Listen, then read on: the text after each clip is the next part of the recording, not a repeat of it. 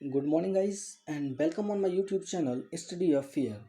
तो आज के दिन जो हम लोग बेसिकली कवर करने वाले हैं वो कवर करने वाले हैं 8 और 9 जून 2021 के करंट अफेयर्स। जैसा कि आपको पता है कि कल करंट अफेयर की वीडियो नहीं आई थी, तो इसलिए आज हम दोनों दिन के करंट अफेयर्स को कवर करने वाले हैं। तो कीप पेशेंस और अच्छे से वीडियो को देखिए क्योंकि सारे क्वेश्चन बहुत इंपॉर्टेंट हैं। तो चलिए स्टार्ट करते हैं क्वेश्चंस को। तो पहला क्वेश्चन है, कौन सी राज्य सरकार ऑक्सीबेन विकसित करेगी। यहाँ ऑक्सीबेन है, ये क्या है, ऑक्सीबन। आई की मात्रा यहाँ पे नहीं है, ऑक्सीबन। कौन सी राज्य सरकार ऑक्सीबन विकसित करेगी। तो ऑक्सीबन का मतलब क्या, ऑक्सी का मतलब है ऑक्सीजन और बन का मतलब आप समझते हैं फॉरेस्ट। तो ये हरियाणा सरकार है जो कि ऑक्सीजन के महत्व को समझाने के लिए और शुद्ध ऑक्सीजन लोगों को प्राप्त हो सके, इसके लिए ऑक्सीबनों को विकसित करने जा रही है। अब बेसिकली इसमें क्या होगा कि 10 तरीके के वन लगाए जाएंगे जो कि 80 एकड़ ज़मीन पे लगाए जाएंगे। कितनी ज़मीन पे लगेंगे ये, 80 एकड़ ज़मीन यहाँ पे हरियाणा सरकार के द्वारा हायर की जाएगी, जिसमें लगभग 10 प्रकार के वन लगाए जाएंगे, जिसमें से कि कुछ घने जंगल होंगे, कुछ फूलों वाले वन होंगे, कुछ लोगों के वॉकिंग करने के लिए होंगे, कुछ पशु पक्षियों को रखने के लिए होंगे। और बेसिकली ये सारे जो वन हैं वो विजिटिंग के पर्पज़ से ही लोगों को बनाए जा रहे हैं ताकि उन्हें शुद्ध ऑक्सीजन प्राप्त हो सके और वो पर्यावरण के महत्व को समझ सकें और पर्यावरण का संरक्षण कर सकें। और ये जो वन है ये इनका विकास कहाँ करने वाले हैं, यानी कि जो ये 80 एकड़ ज़मीन है ये एक्चुअली हायर कहाँ की गई है, तो ये हायर की गई है हरियाणा में करनाल में। कहाँ पे, करनाल डिस्ट्रिक्ट में ये जो वन है उसका वहाँ पे विकसित किए जाएंगे।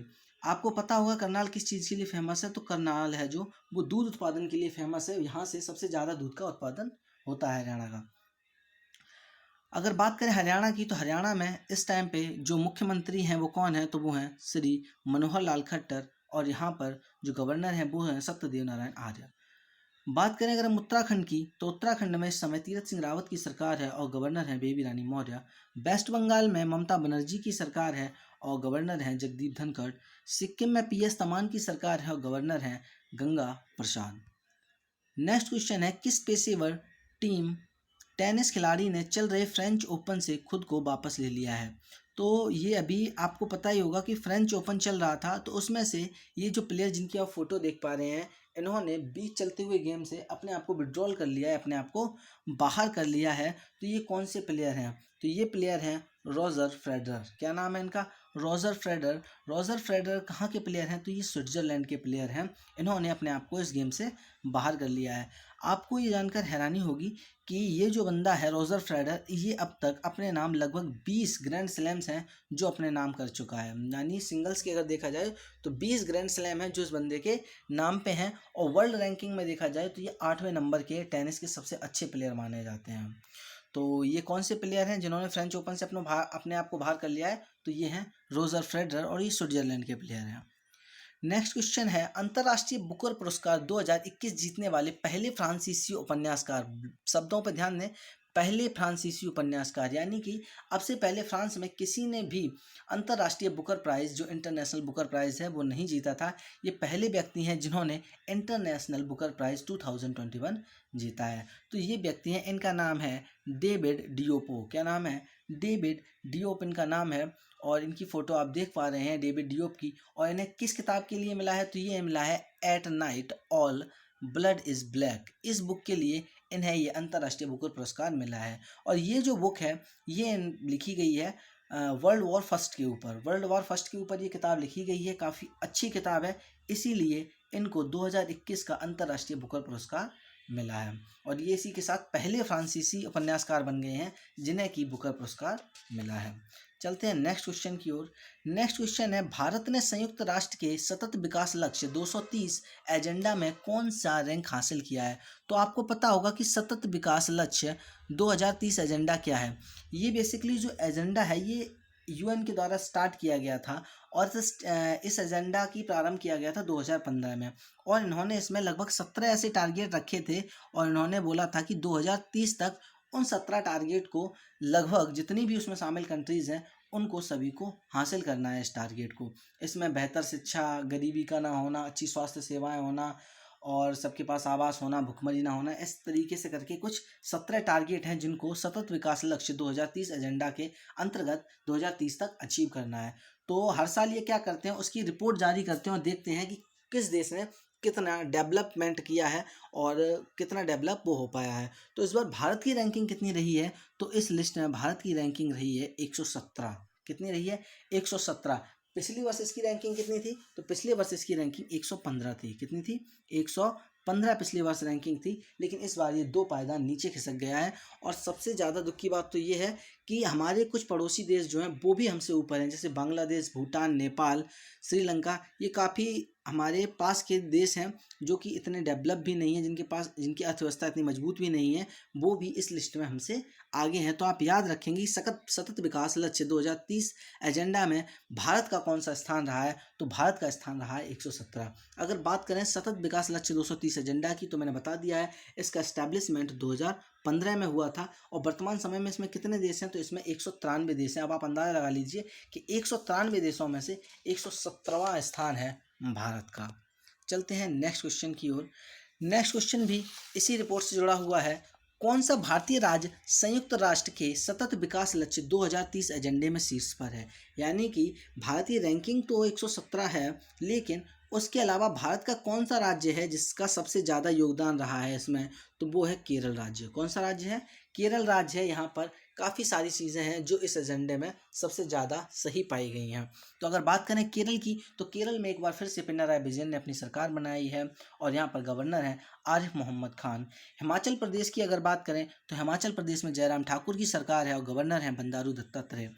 अगर बात करें हम चंडीगढ़ की, तो चंडीगढ़ में गवर्नर कौन है, तो वो है बीपी बदनौर। हरियाणा में मनोहर लाल खट्टर की सरकार है और गवर्नर है सत्यदेव नारायण आर्य।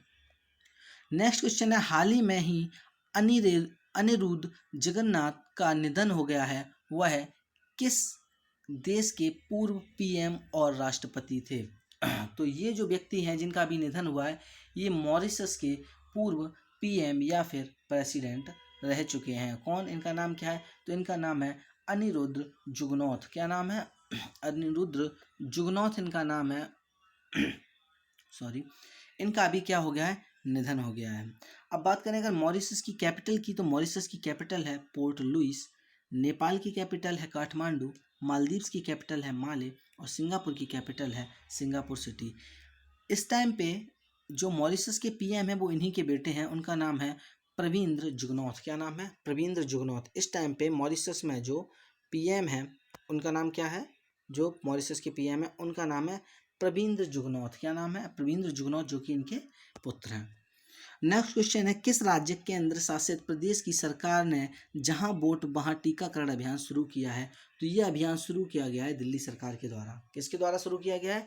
दिल्ली सरकार के द्वारा ये अभियान शुरू किया गया है। इसमें बेसिकली क्या ये करने वाली है अरविंद केजरीवाल की सरकार, इन्होंने एक नया अभियान शुरू किया है। इसके अंतर्गत जो भी 45 वर्ष से ऊपर के लोग हैं उन लोगों को वहीं वैक्सीनेशन होगा जहां वो वोट डालने के लिए गए थे। तो ये काफ़ी अच्छा इन्होंने स्टार्ट किया है मुहिम। आप देख भी सकते हैं यहाँ पीछे लिखा हुआ है, जहां वोट डाला वहीं वैक्सीन लगेगी। किसने कहा है? केजरीवाल ने कहा है। तो बात करें अगर हम दिल्ली की, तो दिल्ली में इस समय अरविंद केजरीवाल की सरकार है और इस टाइम पे गवर्नर है अनिल बैजल। पंजाब में कैप्टन अमरिंदर सिंह की सरकार है और गवर्नर है बीपी बदनौर। राजस्थान में अशोक गहलोत की सरकार है और गवर्नर है कलराज मिश्र। तेलंगाना में चंद्रशेखर राव की सरकार है और गवर्नर है तमिलसाई सुंदरराजन। नेक्स्ट क्वेश्चन की ओर चलते हैं। डिजिटल विज्ञापन शक्ति के दुरुपयोग के लिए किस कंपनी पर $268 मिलियन का जुर्माना लगाया गया है? तो यहाँ पीछे लोगो देख के समझ गए हैं, ये लगाया गया है गूगल के ऊपर। तो ये किस तरीके का जुर्माना है? डिजिटल विज्ञापन शक्ति का दुरुपयोग का मतलब आप समझते हैं, आप कोई भी एप्लीकेशन या कोई भी साइट चलाते हैं तो आपने देखा होगा वहाँ छोटे छोटे एड्स बीच बीच में आते रहते हैं, या कोई कहीं ना कहीं ऐड उस पर चलता है, तो वो होता है वो गूगल एडसेंस के द्वारा ही ऐड दिया जाता है। तो इनके ऊपर उसका मिसयूज़ करने के लिए इनके ऊपर $268 मिलियन का जुर्माना लगाया है। और ये किसके द्वारा लगाया गया है? तो ये फ्रांस की आईटी कंपनी, आईटी डिपार्टमेंट है जो फ्रांस का, उसने ये लगाया है। फ्रांस के आईटी डिपार्टमेंट ने लगाया है। उनका कहना है कि उनके यहाँ पे जो इनके एडवर्टाइजमेंट है, अगर उनको मना भी करते हैं तब भी वो एडवर्टाइजमेंट फिर भी वहाँ पर लगातार दिखाए जाते हैं। कहीं भी किसी भी तरीके का ऑक्शन होता है, कोई भी नीलामी होती है, तो उसके एडवर्टाइजमेंट बाय डिफ़ॉल्ट वहाँ पे दिखाए जाते हैं। तो इन सारी चीज़ों को लेके इस पे क्या लगाया गया? अभी जुर्माना लगाया गया। और कितना लगाया गया? तो वो लगाया गया $268 मिलियन। डॉलर का। तो आप याद रखेंगे कि किसके ऊपर लगाया गया है, गूगल के ऊपर $268 मिलियन का जुर्माना लगाया गया है और गूगल ने इसको एक्सेप्ट भी किया है। उन्होंने बोला है कि हम इस जुर्माने को बिल्कुल भरेंगे और उनकी जो गलतियां हैं उनको वो सुधारेंगे भी। अगर बात करें गूगल की, तो गूगल की स्थापना 1998 में हुई है और इसके संस्थापक कौन है, लैरी पेज इसकी संस्थापक हैं। और इसकी जो हेडक्वार्टर है वो कहाँ है, तो कैलिफोर्निया में। इस टाइम इसके सीईओ सुंदर पिचाई हैं। बात करें अगर माइक्रोसॉफ्ट की, तो इसकी स्थापना 1975 में हुई है और इसके संस्थापक कौन है, तो इसके संस्थापक हैं बिल गेट्स। और इस समय इसके सीईओ कौन है, तो सीईओ है सत्य नडेला और हेडक्वार्टर इसका भी कैलिफोर्निया में ही है। ट्विटर की अगर बात करें तो ट्विटर की स्थापना 2006 में हुई है और इसके जो सीईओ हैं वो हैं जैक डॉर्सी। और फेसबुक की अगर बात करें तो फेसबुक की स्थापना 2004 में हुई है और इसके जो सीईओ हैं वो हैं मार्क जकरबर्ग। नेक्स्ट है यूपीएचआरसी, यूपी मानवाधिकार आयोग। आपको पता है मानवाधिकार आयोग होता है, सेंट्रल का भी होता है और प्रत्येक राज्य का भी होता है। तो उत्तर प्रदेश का जो मानवाधिकार आयोग है उसके अध्यक्ष के रूप में किसे नियुक्त किया गया है, तो ये जो व्यक्ति हैं इनका नाम है बालकृष्ण नारायण। क्या नाम है, बालकृष्ण नारायण इनका नाम है। इन्हीं को उत्तर प्रदेश के मानवाधिकार आयोग के अध्यक्ष के रूप में चुना गया। ये बेसिकली कौन है, तो ये उत्तर प्रदेश के हाई कोर्ट के रिटायर्ड जज हैं जिनको कि मानवाधिकार आयोग का अध्यक्ष चुना गया है। अगर बात करें मानवाधिकार आयोग के अध्यक्ष की कार्यकाल की, तो आपको पता होगा इनका कार्यकाल जो होता है वो 5 वर्ष का होता है, चाहे फिर वो सेंट्रल वाला हो या स्टेट वाला हो, दोनों में ही इनका जो कार्यकाल होता है वो 5 वर्ष का होता है। और उसके अलावा उम्र जो होती है मैक्सिमम वो होती है 75 साल। दोनों में से 75 नहीं 70 साल इनकी उम्र होती है। उन दोनों में से जो भी चीज़ पहले पूरी हो जाती है उस हिसाब से इनको रिटायर किया जाता है। चलते हैं नेक्स्ट क्वेश्चन की ओर, लेकिन उससे पहले एक बार फिर से मैं बताऊंगा कि बालकृष्ण नारायण को मानवाधिकार आयोग का अध्यक्ष बनाया गया है।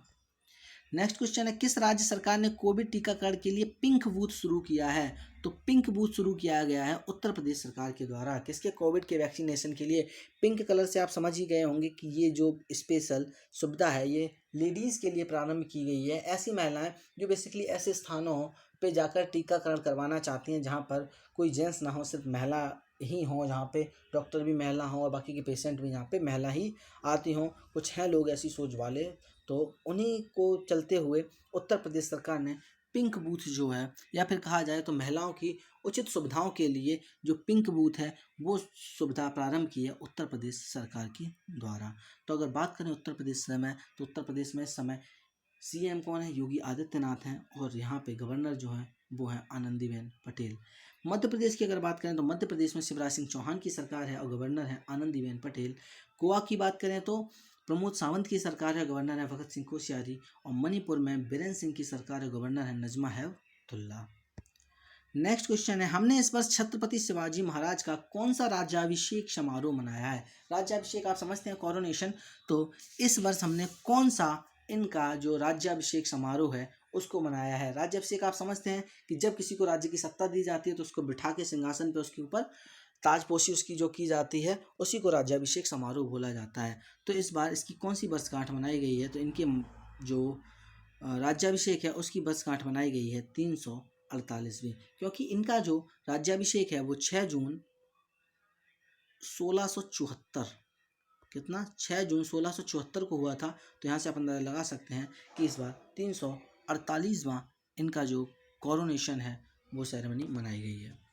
नेक्स्ट क्वेश्चन है भारत सरकार ने स्वास्थ्य क्षेत्र के तहत उत्तराखंड को कितनी राशि आवंटित की है। तो पहली बार इतनी बड़ी राशि किसी स्वास्थ्य काम के लिए आवंटित की गई है केंद्र सरकार के द्वारा, वो भी उत्तराखंड राज्य के लिए। तो ये की गई है 894 करोड़, कितना 894 करोड़। और उत्तराखंड के ये हैं सीएम, इनका नाम क्या है, तीरथ सिंह रावत। और ये हैं यहाँ की गवर्नर और इनका नाम क्या है, बेबी रानी मौर्य। आपको याद होगा इस साल के प्रारंभ में ही उत्तराखंड में एक नई झील का भी निर्माण कराया गया है जिसका नाम है सूर्यधर लेक। क्या नाम था, सूर्यधर लेक है। और इसका बेसिकली निर्माण जो कराया गया है वो किसके लिए कराया गया, अब निर्माण कराया गया है तो आप ये समझ ही रहे हैं कि ये कैसी है, मैन मेड है यानी आर्टिफिशियल लेक है।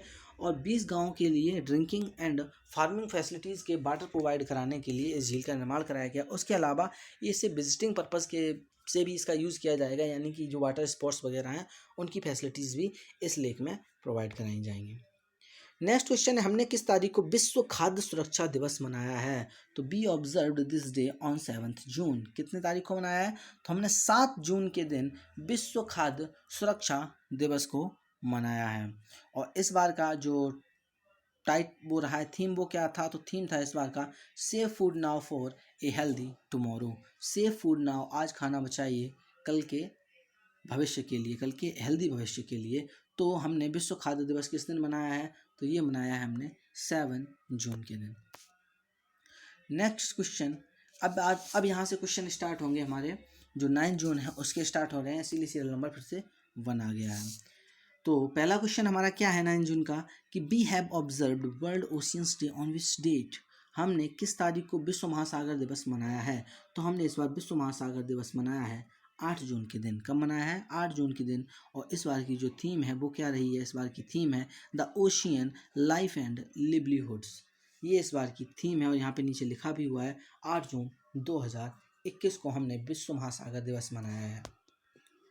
नेक्स्ट है, भारत को किस वर्ष के लिए संयुक्त राष्ट्र आर्थिक और सामाजिक परिषद के सदस्य के रूप में चुना गया है। इसको शॉर्ट में बोलते हैं इकोसोक। क्या बोलते हैं, इकोसोक। यूनाइटेड नेशंस जो है इसके अध्यक्ष के रूप में कब तक के लिए इसे चुना गया है, तो इसे चुना गया है 2024। कब तक के लिए, 2024 तक के लिए इसको अध्यक्ष के रूप में यहाँ पे चुना गया है। अगर बात करें हम इकोसोक की, यानी कि संयुक्त राष्ट्र आर्थिक और सामाजिक परिषद, जिसे इंग्लिश में बोलते हैं United Nations economic and social council, तो इसकी स्थापना 26 जून 1945 को हुई थी। कब हुई थी, 26 जून 1945 को इसकी स्थापना हुई थी। इसका हेडक्वार्टर जेनेवा में है, और इस टाइम पे इसके जो अध्यक्ष हैं वो हैं ओह जून। क्या नाम है, ओह जून। तो आप आसानी से याद रख सकते हैं कि जून के महीने में ही क्या चुना गया है, भारत को संयुक्त राष्ट्र आर्थिक सामाजिक परिषद का सदस्य के रूप में चुना गया है। और इस टाइम पे इसके जो प्रेसिडेंट हैं उनका नाम है ओह जून। तो जून से जून याद रख सकते हैं, ओह जून। और भारत की तरफ से यहाँ पे लीड कौन करेगा इसको, तो वो लीड करने वाले हैं यहाँ पे TS त्रिमूर्ति। कौन करेंगे, TS त्रिमूर्ति। आप नाम याद रखेंगे, TS त्रिमूर्ति जो हैं वो भारत की तरफ से इसको लीड करने वाले हैं। चलते हैं नेक्स्ट क्वेश्चन को ओर। UNGA के 76वें सत्र के अध्यक्ष कौन बने हैं, तो आपको पता होगा कि इस बार UNGA यानी कि यूनाइटेड नेशंस जनरल असेंबली का 76वां सेशन स्टार्ट हुआ है, और इसके अध्यक्ष कौन बने हैं, तो ये जो व्यक्ति जिनको आप देख पा रहे हैं इनका नाम है अब्दुल्ला शाहिद। क्या नाम है इनका, इनका नाम है अब्दुल्ला शाहिद। और ये जो हैं ये मालदीव के विदेश मंत्री हैं। कौन है, मालदीव के विदेश मंत्री है, और काफ़ी छोटी कंट्री है जो इतनी ऊंचाई पे और इतनी बड़ी पोस्ट पे पहुंची है। तो आप इनका नाम याद रखेंगे, ये क्वेश्चन पूछा जा सकता है, मोस्ट इंपॉर्टेंट क्वेश्चन है। तो आप याद रखेंगे UNGA यानी कि यूनाइटेड नेशंस जनरल असेंबली के इस बार के सत्र के लिए अध्यक्ष कौन बने हैं, तो वो बने हैं अब्दुल्ला शाहिद। अगर बात करें हम UNGA United Nations general assembly की, तो इसकी स्थापना 1945 में हुई है। इसका हेडक्वार्टर न्यूयॉर्क में है, और इसके अध्यक्ष तो अब आपको पता चली गए हैं 76वें कौन बने, तो वो हैं अब्दुल्ला शाहिद इसके अध्यक्ष बने हैं। इन्होंने किसको सक्सीड किया है, तो इन्होंने सक्सीड किया है वॉल्कॉन बैक्सीर को। किसको किया है, वॉल्कॉन बैक्सीर को इन्होंने सक्सीड किया है। नेक्स्ट क्वेश्चन है, हाल ही में एडवांस लाइट हेलीकॉप्टर ALHM के थर्ड की किस रक्षा इकाई में शामिल किया गया है। ये जो लाइट वेटेड हेलीकॉप्टर है इसको किस सुरक्षा इकाई में शामिल किया गया, तो हाईलाइटेड से आप आंसर को समझ चुके हैं। ये है भारतीय नौसेना। क्या है, भारतीय नौसेना, जिसमें इस हेलीकॉप्टर को शामिल किया गया है। और इस हेलीकॉप्टर को किसने बनाया है, तो इस हेलीकॉप्टर को बनाने वाली कंपनी है HAL। कौन है, HAL, जिसका नाम है हिंदुस्तान एरोनॉटिक्स लिमिटेड। किसने बनाया है, हिंदुस्तान एरोनॉटिक्स लिमिटेड ने बनाया है। और बात करें अगर हम हेल की है हिंदुस्तान एरोनॉटिक्स लिमिटेड की, तो इसकी स्थापना 1940 में हुई है, और इसका हेडक्वार्टर बेंगलोर में है। उस टाइम पे इसके जो अध्यक्ष हैं वो हैं R माधवन। कौन है, R माधवन। और नौसेना में ALHM के थर्ड नाम के कितने ऐसे हेलीकॉप्टर हैं जो शामिल किए जाने वाले हैं नौसेना में, तो वो किए जाने वाले हैं 3 हेलीकॉप्टर्स। कितने, 3 हेलीकॉप्टर्स इसमें शामिल किए जाएंगे। अगर बात करें भारतीय नौसेना की, तो भारतीय नौसेना के इस टाइम पे एडमिरल कौन है, तो वह एडमिरल करमबीर सिंह। एयरफोर्स में RK सिंह भदौरिया हैं, और इंडियन आर्मी में जनरल मनोज मुकुंद नरवाने हैं। इंडियन कोस्ट गार्ड की अगर बात करें, तो यहाँ पे इस टाइम पे डायरेक्टर जनरल इसके कृष्ण स्वामी नटराजन इस टाइम पे इसके डायरेक्टर जनरल या DG हैं। नेक्स्ट क्वेश्चन है, 2021 नेचर TTL फोटोग्राफिक अवार्ड किसने जीता है, तो ये व्यक्ति हैं, इन्होंने ये अवार्ड जीता है और ये फ़ोटो है जो इस तरफ आप देख पा रहे हैं। तो ये अवार्ड किसके द्वारा जीता गया है? तो ये अवार्ड जीता गया है थॉमस बिजेन के द्वारा। किसके द्वारा जीता गया है? Option number A, Thomas Bijen के द्वारा जीता गया है। ये बेसिकली केरल से बिलोंग करते हैं, परंतु वर्तमान समय में ये कनाडा में रहते हैं। तो आप बोला जा सकता है कि भारतीय मूल के कैनेडियन जो हैं, जिनका नाम है थॉमस बिजेन, इनको इस बार 2021 का नेचर TTL अवार्ड दिया गया है। अब ये जो अवार्ड है इनको इस फोटो के लिए दिया गया है, जिसको आप साइड में देख पा रहे हैं, और इस फोटो का इन्होंने नाम दिया है the world is going up down. The world is going up down. और इस फोटो में का नाम ये क्यों दिया गया है? तो आप इस फोटो को देख सकते हैं कि इसमें एक ओरंगोटान है जो कि ऊपर से नीचे की ओर उतरता हुआ आ रहा है। तो जस्ट लाइक ऐसी कंडीशन उन्होंने वर्ल्ड की बताई है कि हम जैसे जैसे ऊपर जा रहे हैं वैसे वैसे नीचे हमें फील हो रहा है कि हम ऊंचाइयों को छू रहे हैं, लेकिन हम नीचे जाते जा रहे हैं। तो ये काफ़ी भावपूर्ण पिक्चर होने के कारण इसको ये अवार्ड दिया गया है। नेक्स्ट क्वेश्चन है, किस टीवी धारावाहिक ने सर्वश्रेष्ठ नाटक बाफ्टा टीवी पुरस्कार 2021 जीता है? तो बाफ्टा इस बार किसके द्वारा जीता गया है? तो बाफ्टा को जीतने वाला टीवी शो है सेव मी टू। कौन सा है? सेव मी टू एक ब्रिटिश टीवी ड्रामा है ये, जिसके द्वारा इस बार का सर्वश्रेष्ठ नाटक बाफ्टा टीवी पुरस्कार 2021 जीता गया है। अगर बात करें हम बाफ्टा की, तो बाफ्टा की स्थापना 1955 में हुई है। कब हुई है? 1955 में हुई है। और ये कहाँ पे दिया जाता है? तो ये यूके में दिया जाता है अवार्ड। और ये किसके तहत दिया जाता है? तो ब्रिटिश एकेडमी टेलीविज़न अवार्ड के तहत ये दिया जाता है। और अगर बात करें हम बाफ्टा की फुल फॉर्म की, तो बाफ्टा का फुल फॉर्म क्या है? बाफ्टा का फुल फॉर्म है British academy of film and television act.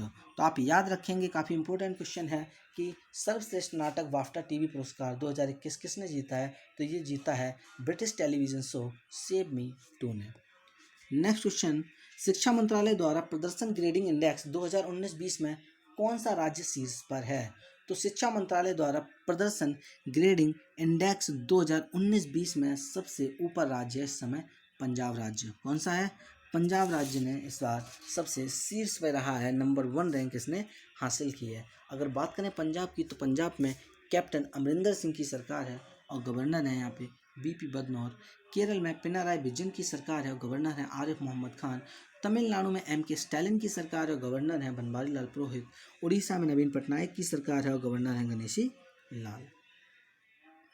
Next question है, शिक्षा मंत्रालय द्वारा कितने राज्यों और केंद्र शासित प्रदेशों को प्रदर्शन ग्रेडिंग इंडेक्स 2019-20 में ग्रेड 1++ मिला है? तो ये मिला है इस बार 5 राज्यों को। कितने राज्यों को?